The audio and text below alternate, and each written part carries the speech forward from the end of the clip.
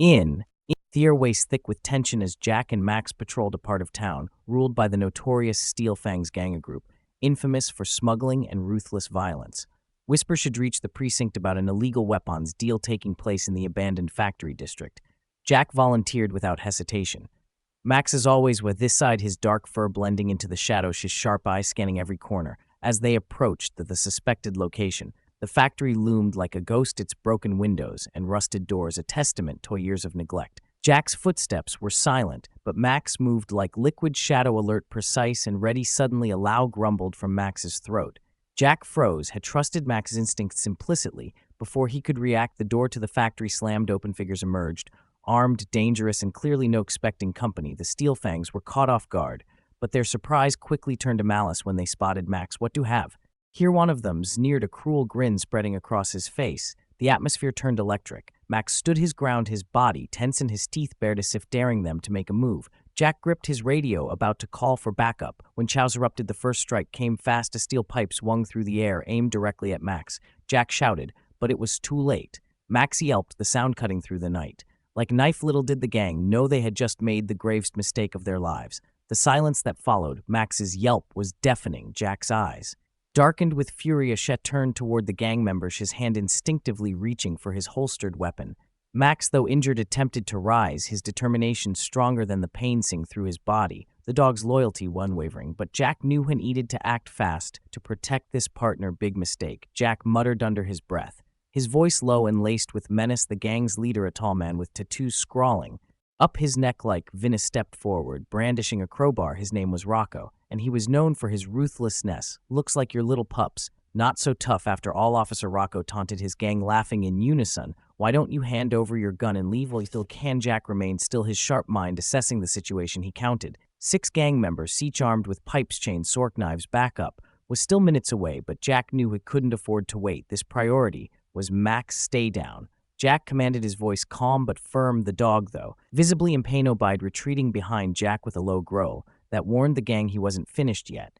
The factory was poorly lit, with flickering fluorescent lights casting eerie shadows. Broken machinery and stacks of crates littered the space, providing potential cover, but also hiding places for the gang's reinforcements. Jack moved subtly, positioning himself between Max and the gang, while his mind raced to formulate a plan. "I'm giving you one chance," Rocco, Jack said, his voice cutting through the tension like a blade. "Stand down or you'll regret laying a hand on my partner." Rocco smirked, clearly unimpressed. "You think you're the tough guy here? This is our territory. You're outnumbered, outgunned, and out of your league." The gang began to fan out, their movements calculated as they encircled Jack and Max. On of the Mari man, with a scar running down his cheek, lunged forwards, winging a chain toward Jack. Jack moved like lightning, sidestepping the attack and delivering a precise strike to Themon's wrist, sending the chain clattering to the floor. The gang member howled in pain, clutching his arms. Jack turned to face the next threat. Rocco's smirk faltered slightly. "You're going to regret that," growled, motioning for his mento attack. As the gang charged, Jack fought with a controlled fury. His straining and instincts kicking in, his movements were efficient and brutal, each punch and kick designed to incapacitate.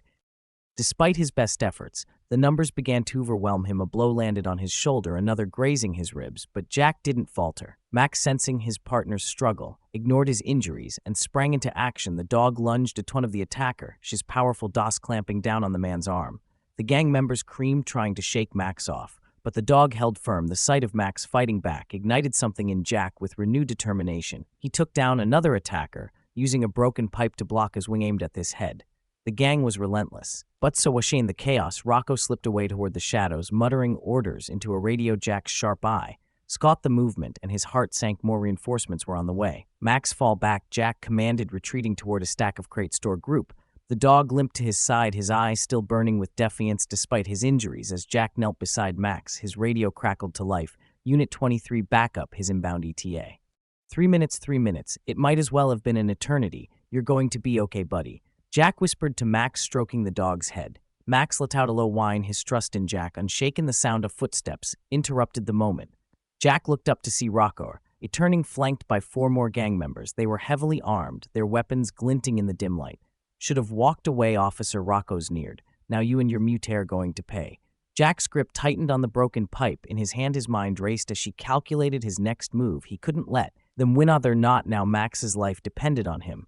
As the gang closed in, Jack took a deep breath, preparing to make his stand. The odds were against them, but he'd faced impossible situations before. He wasn't just fighting for himself, he was fighting for Max, for justice, and for every innocent person who counted on them to keep the streets safe. "Let's dance," Jack muttered, rising to his feet. The gang surrounded Jack and Max. Weapons raised and malicious grins spread across their faces. The tension in the air was thick, every second stretching into an eternity. Jack knew he was outnumbered, but retreat wasn't an option, not with Max injured, and more lives at stake. Last chance. And Rocco, Jack said, his voice low and firm, masking the exhaustion creeping into his limbs. "Walk away while you still can." Rocco loft the sound cold and grating. "You think you're in control here? Cop, this is my world." With a quick motion, Rocco signaled his men to advance. Jack braced himself, gripping the broken pipe tightly just as the gang lunged forward. A near-splitting siren cut through the air. "Police, back up!" The gang faltered, their momentum broken as red and blue lights flashed through the factory's shattered windows. The sound of car doors slamming and heavy boots shitting the pavement echoed from outside. Jack's radio crackled against the voice of his precinct sergeant coming through loud and clear. "Officer Mason, we're on site. Hold your position." Relief washed over Jack, but only for a moment. They knew the gang wouldn't give up without a fight.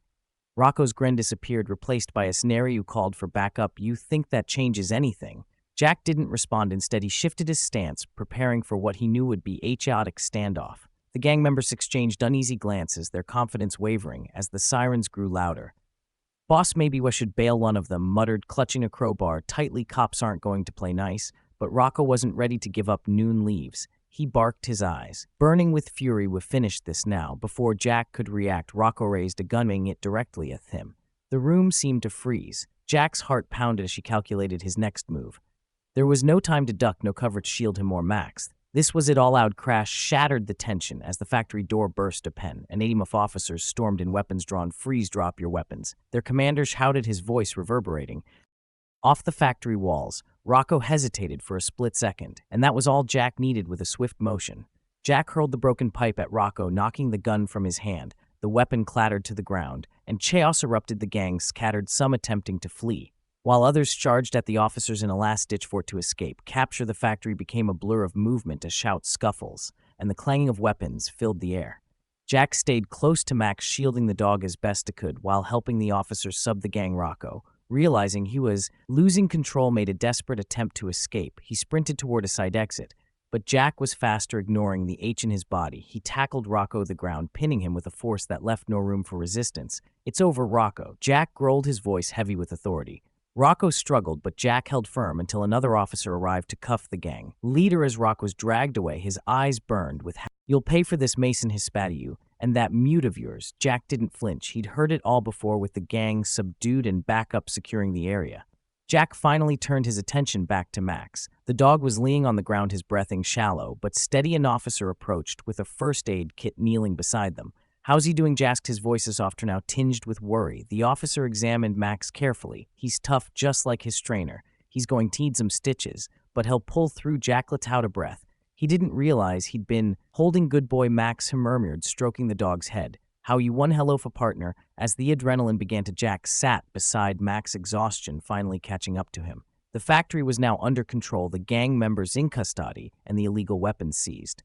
But Jack couldn't shake the weight of Rocco's words, or their realization that this battle, though won, was far from over. One of the officers approached, handing Jack a bottle of water. "You okay?" Mason. Jack nodded, taking a sip. "I'll live." "What about the gang?" "Accounted for," the officer replied.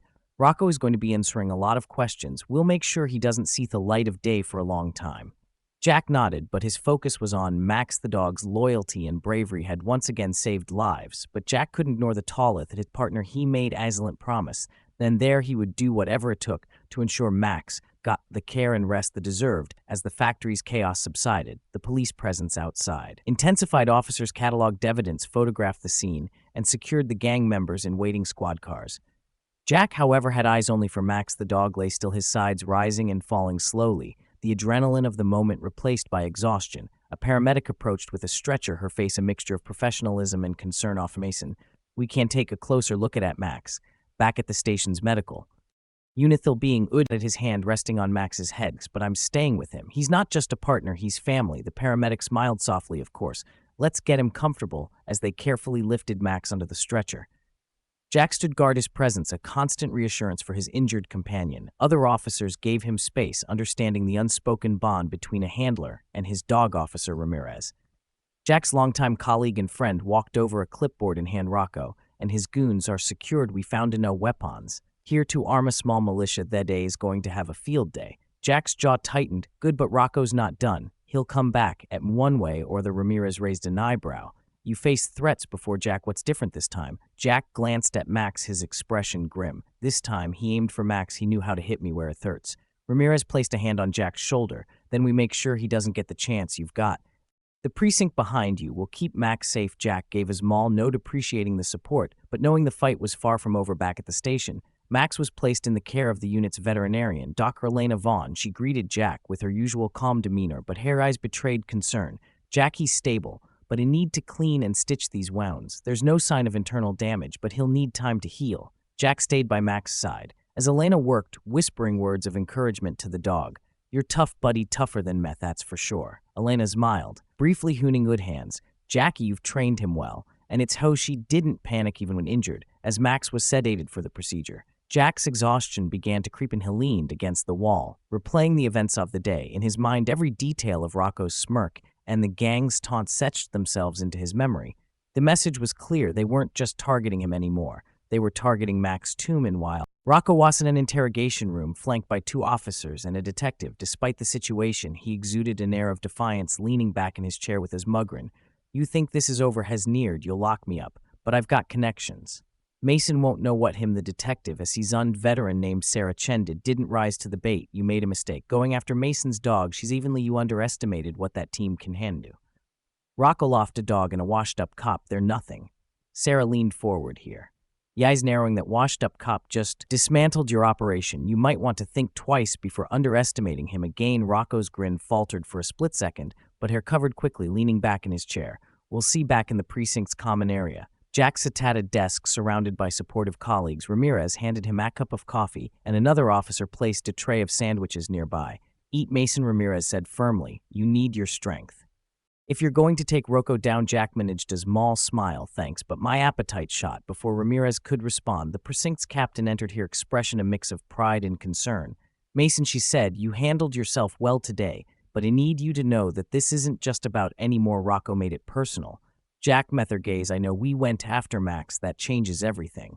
The captain nodded. Then we change our approach. We'll keep Max protected while here covers, and we'll make sure Rocco and his crew don't get another chance. You have my word. Jack nodded, his resolve solidifying. We don't just protect Max Weend. This is the night we're on. Jack returned to the medical unit to check on Max. The dog was awake but groggy, his bandaged injuries a stark reminder of the day's events. Jack knelt beside him, his voice soft. You did good, buddy. You always do. We're going to get through this together. Max's tail wagged faintly, a small but powerful sign of his enduring spirit. Jack felt a surge of determination. Rocco had underestimated them, but he wouldn't make that mistake again. The precinct buzzed with activity. As Jack prepared to dig deeper into Rocco's network, reports of smaller gangs tied to Rocco operation were coming in, signaling that the day's raid had barely scratched the surface. The captain had tasked Jack and Ramirez with uncovering the full extent of Rocco's influence. Jack, however, couldn't shake the nagging feeling that Rocco was still several steps ahead. Max, now resting in the station's secure kennel, had become the focus of concern. For many officers, though his physical injuries were on the mend, the attack had left its mark on everyone, reminding them just how ruthless Rocco's crew could visited him regularly, his presence calming the dog and renewing Jack's resolve. Block 5, introduction of subplots or additional challenges. 800 words. The precinct buzzed with activity as Jack prepared to dig deeper into Rocco's network. Reports of smaller gangs tied to Rocco's operation were coming in, signaling that the day's raid had barely scratched the surface. The captain had tasked Jack and Ramirez with uncovering the full extent of Rocco's influence. Jack, however, couldn't shake the nagging feeling that Rocco was still several steps ahead.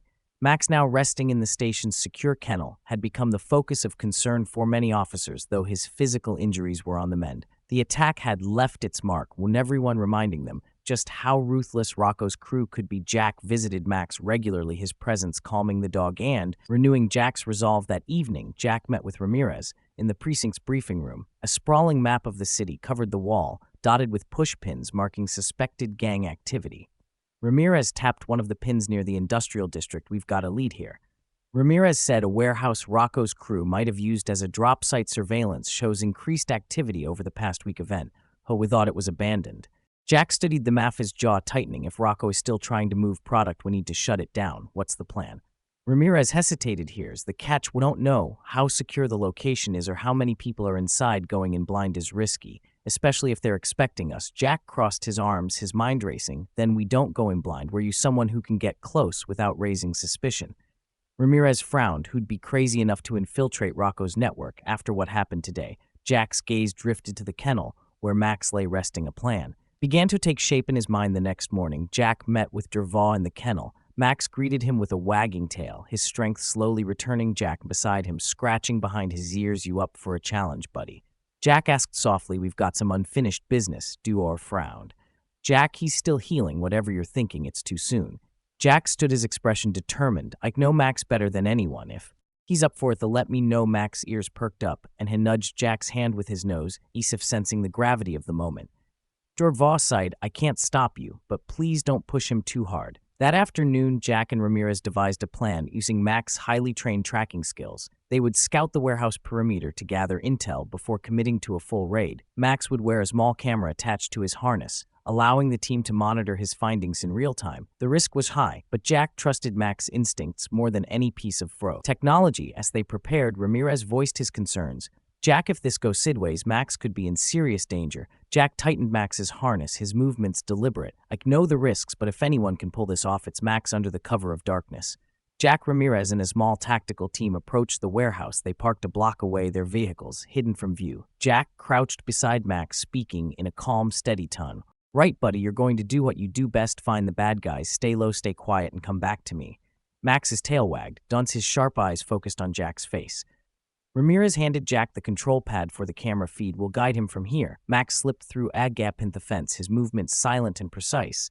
The team watched the live feed, their tension palpable as Max navigated the darkened grounds. The camera captured glimpses of movement inside the warehouse, figures unloading crates and stacks of cash. Suddenly a loud clatter echoed through the feed. Max froze, sears swiveling to pinpoint the source of the noise. The team held their breath as a guard merged, scanning the area with a flashlight. Max crouched low, blending into the shadows. Straining, kicking in. Come on, Max. Jack whispered, hip tightening on the control pad. You've got this. The guard moved on, oblivious to the dogma a feet away. Max resumed his mission, slipping closer to the warehouse's open door. The camera feed revealed rows of crates marked with gang symbols and stacks of weapons evidence that could dismantle Rocco's operation. But then Max paused, his body tense. The team watched as the feed panned, reveal arrow of cages in the corner. Inside were dogs, thin, injured, and clearly mistreated. Jack's heart sank. Rocco's cruelty extended. Beyond humans, we can't wait.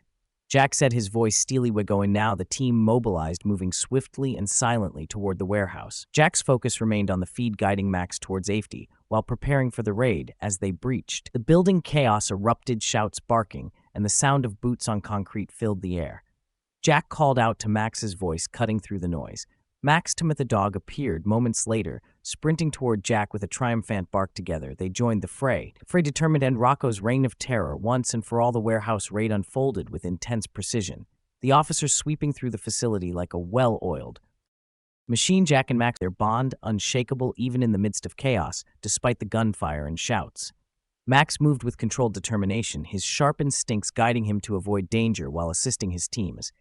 Jack approached the row of cages containing the mistreated dogs.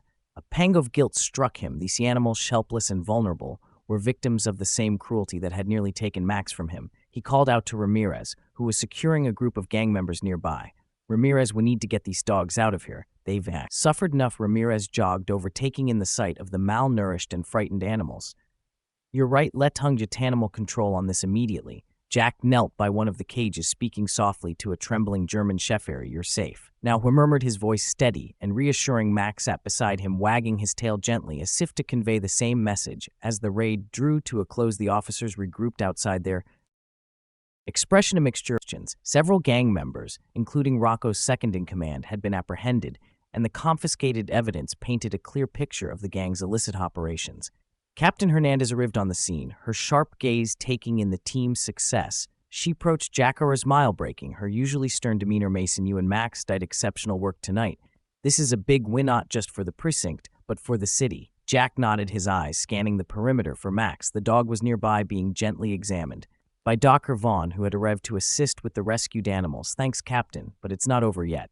Rocco's still out. There, the captain's expression turned serious. We find him tonight was a major setback for his operation. He'll slip up eventually. Jack clenched his fists, the memory of Max's injuries fueling his determination. I won't let them get away with what he's done. Later that night, back at the precinct, the team gathered in the briefing room to debrief. The rescued dogs had been transported to a nearby shelter, and the confiscated goods were being cataloged as evidence. Max lay on a blanket beside Jack's chair, his tail thumping softly against the floor whenever someone approached to praise his bravery. Ramirez handed Jack a cube of coffee, his tone light but concerned. You should be proud, man. Max is a hero. But you've got that look again. What look? Jack asked, raising an eyebrow. The one that says you're not done, that you're already planning your next move. Ramirez replied, Jack sighed, running a hand through his hair. How can not? Rocco's out. They were probably plotting his next attack. I can't just sit back and wait. Ramirez nodded slowly. I get it, but you've got to pace yourself. Max needs time to recover, and so do you. Before Jack could respond, Dr. Vaughn entered the room carrying a folder of medical reports. She gave Jack airy assurance, a smile. Max is healing well, but he'll need a few weeks of rest before he's back to full strength. Jack nodded, his expressions of tending as she glanced at Max. Thanks, Doc. I'll make sure he gets the care he needs. Doc Vaughn hesitated, then added, Jack, I know you're driven, but don't let your anger cloud your judgment. Max trusts you to make the right decisions for both of you. Her words struck a chord, and Jack nodded again, more solemnly this time. I hear you, Doc. Thanks. As the precinct quieted down for the night, Jack sat alone with Max in the kennel. The events of the day replayed in his mind, each moment sharpening his resolve. He scratched behind Max's ears, his voice low. We've been through worse, haven't we, buddy? But this time it feels different. Rocco's not just another thug's personal. Max rested his head on Jack's lap, his trust unwavering. Jack felt a surge of gratitude for the dog who had saved his life more times than he could count. The leaned down, whispering, we'll finish this, Max, together. Meanwhile, in a dimly lit room across the city, Rocco sat at a desk, his face shadowed by the faint glow of a desk lamp. His second-in-command's capture had shaken him, but this fury outweighed his fear. They think they've won. Rocco muted, his voice low and venomous. But Mason doesn't know who he's messing with. A younger gang member hesitated at the door. Boss, what's the plan? Rocco's lips curled into a sinister smile. We hit them where it hurts the most. They think she's untouchable, Bart, but everyone has a breaking point. The gang member nodded nervously. What about the dog? Rocco's smile widened, his eyes gleaming with malice. Or we'll deal with the dog, but first we'll make Mason watch at the precinct. Jack's phone buzzed with a notification. A message from an unknown number flashed on the screen, accompanied by a grainy photo of Max's kennel. The accompanying text read, you should have stayed out of this, Mason. Now it's personal. Jack's blood ran cold. The game was far from over. Jack's pulse quickened as she stared at the threatening message on his phone. The image of Max's kennel sent a chill down Hispin knew whoever sent. This wasn't bluffing. His first instinct was to check on Max, but the dog was still peacefully resting at his feet, oblivious to the looming danger. Jack clenched his jaw, his mind racing. This wasn't just a threat. It was a calculated move by Rocco to get inside his head without wasting a moment. Jack forwarded the message to Ramirez and Captain Hernandez, adding a brief note, we have a serious problem. You need backup at the precinct. This stood abruptly, startling Max, who perked up and followed him. As Jack began pacing the room minutes later, Ramirez burst into the room, his expression a mix of concern and determination. What the hell is going on? Jack showed him the message, his voice low. Buttons. Rocock knows where he's not just coming from. He's coming from Max. This isn't just a gang vendetta anymore. He's trying to break me. Ramirez examined the message, his brow furrowing. This guy is playing dirty, but we can use it to our advantage. If he's reaching out, it means she's desperate. He's making mistakes. Jack nodded, but his mind was elsewhere. Mistakes or not, we need to move Max somewhere safe if Rocco gets to him. His voice caught, and he shook his head, unwilling to finish the thought. Just then, Captain Hernandez has entered, her usual composed demeanor replaced with a hint of urgency. I've already alerted the team. We're locking down the precinct and securing Max. But Jackie, you need to think carefully about your next move. If Rocco's willing to go this far, he's capable of anything. Jack Mather gazed, his eyes steely. I'm not backing down. Captain Max is more than just a partner, he's family. I won't let Rocco win us. The precinct went into lockdown. Jack stayed close to Max, his protective instincts on high alert. The other officers worked tirelessly to strengthen security measures, but Jack couldn't shake the feeling that Rocco had something bigger planned. Every creak of the floorboards, every shadow in the corners of the room felt like a potential threat. Drava arrived shortly after, her face pale as she approached Jack. I heard about the threat. Is Max okay? He's fine. For For now, Jack replied, his voice tight, but I don't trust that Rocco won't try something. He's already crossed too many lines. Dervahl crouched down, stroking Max's fur gently. Jack, you need to think about what's best for Max. Maybe it's time to consider moving him to a secure facility, at least until this is over. Jack bristled at the suggestion, his protective instincts flaring. I'm not sending him away, he stays with me. Dervahl sighed, but didn't push the issue. Just promise me. You'll keep him safe. Meanwhile, across the city, Rocco gathered his remaining loyalists in a dimly lit warehouse. He paced back and forth, his rage palpable. Mason thinks she's untouchable, but he's about to learn otherwise. That dog of his, it's his weakness. Wet, take the dog. Wet, take him down. One of his men hesitated before speaking. Boss, shitting a cop's dog is risky. It'll bring more heat on us. Rocco stopped pacing, his glares eyes them, and instantly, I'm not asking for opinions. We move tonight. The gang began preparing for their assault, their weapons gleaming under the flickering fluorescent lights. Rocco's plan was simple but ruthless: infiltrate the precinct, take Max, and leave a message that Jack would never forget. Back at the precinct, the atmosphere was tense. Ramirez stayed by Jack's side, his usual light-hearted demeanor replaced with a grim focus. So what's the plan? We can't just sit there and wait for Rocco to make his move. Jack glanced at Max, who lay quietly by his feet, seemingly unaware of the danger. We turn this around. If Rocco is coming for him, will we use it to lure him out? But we need to be ready for anything.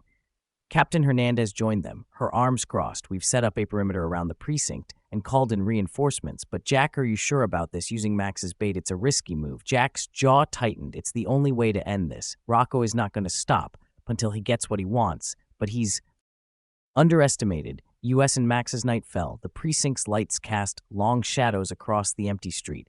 Inside, the officers prepared for an ambush, their radios crackling with updates from the perimeter team. Jack stayed close to Max's, heart pounding with a mix of fear and determination.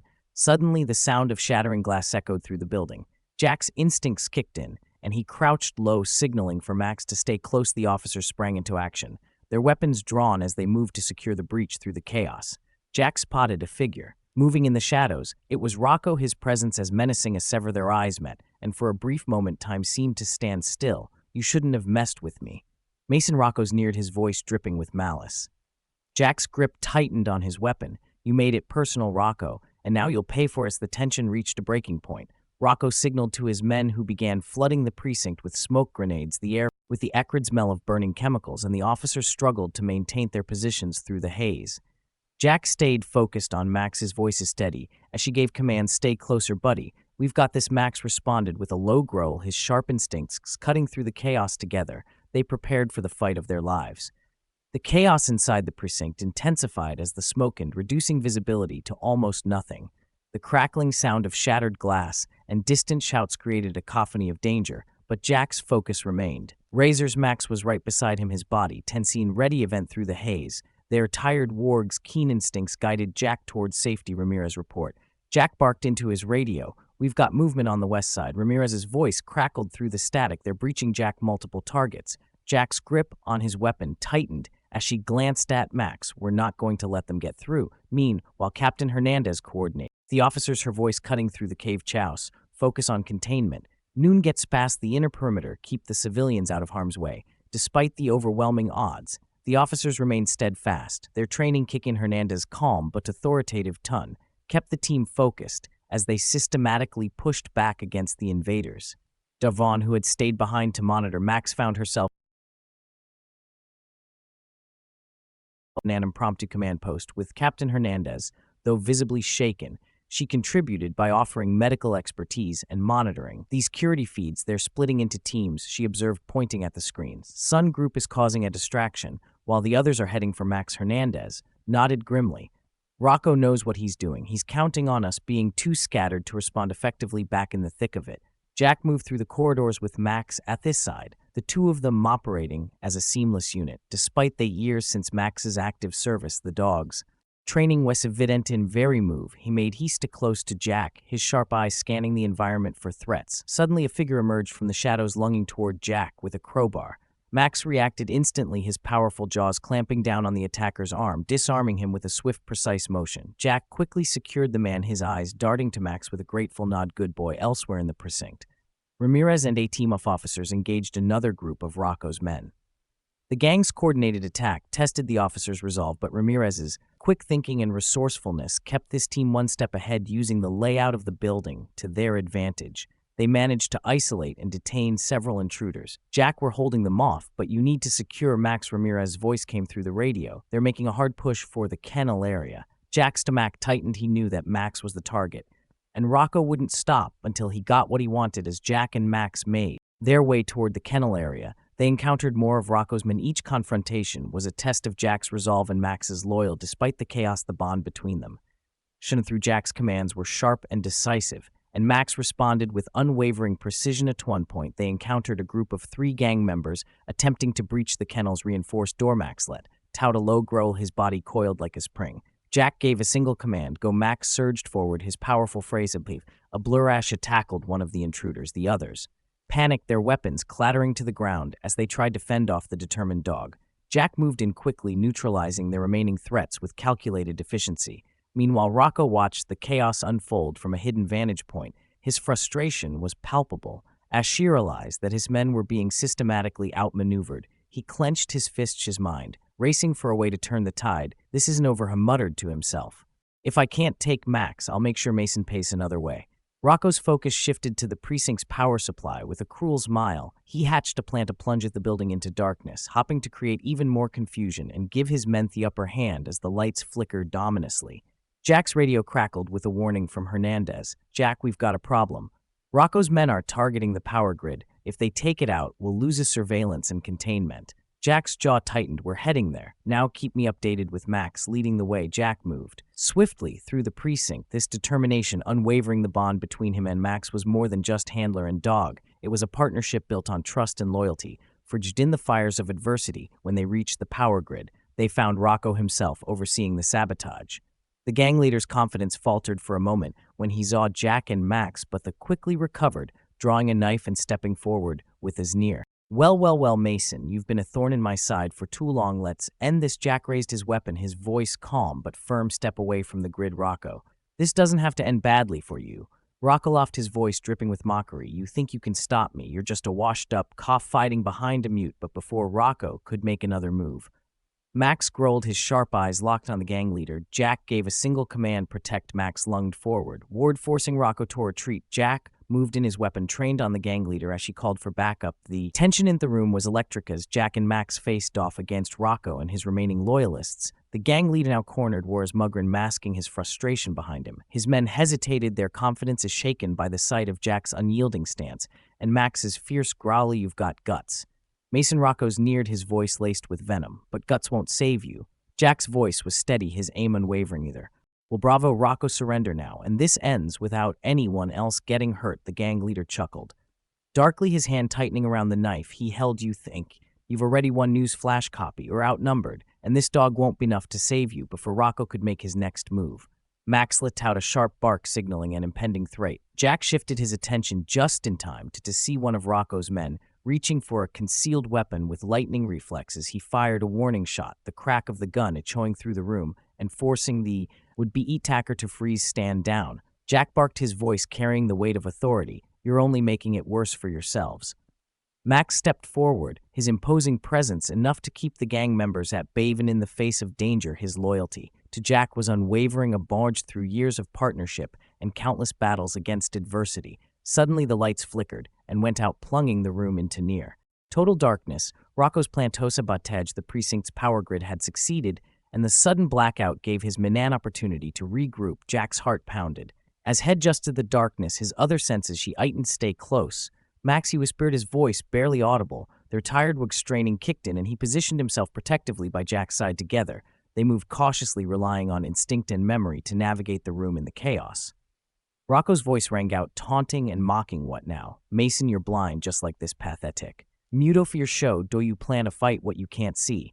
Jack ignored the provocation, his focus on maintaining control of the situation. He reached for his radio, his voice low but resolute. Ramirez, Hernandez, report. What's your status? Their response crackled through the static. We're securing in the perimeter. Hernandez replied, but we've lost visual feeds. Do you need backup? Negative. Jack said firmly, focus on containment. We've got Rocco cornered. As Jack and Max advanced through the darkened room, the sound of shuffling feet and hushed whispers reached their ears. Rocco's men were trying to reposition, hoping to gain the upper hand, but Max's senses detected every movement, and his growl served as a warning to anyone who dared to come too close. As suddenly a burst of light illuminated the room. A son of the gang members fired a flare. The brief illumination revealed Rocco's position, and Jack seized the opportunity. He moved swiftly, his weapon trained on the gang leader. Drop the knife, Rocco. Jack commanded, his voice cutting through the chaos, but Rocco wasn't ready to give up. With a defiant roar, he lunged at Jack, his blade aimed for the cop's chest. Time seemed to slow as Max sprang into action, intercepting the attack with a ferocity that left Rocco staggering. That the struggle was intense, each moment a battle for control.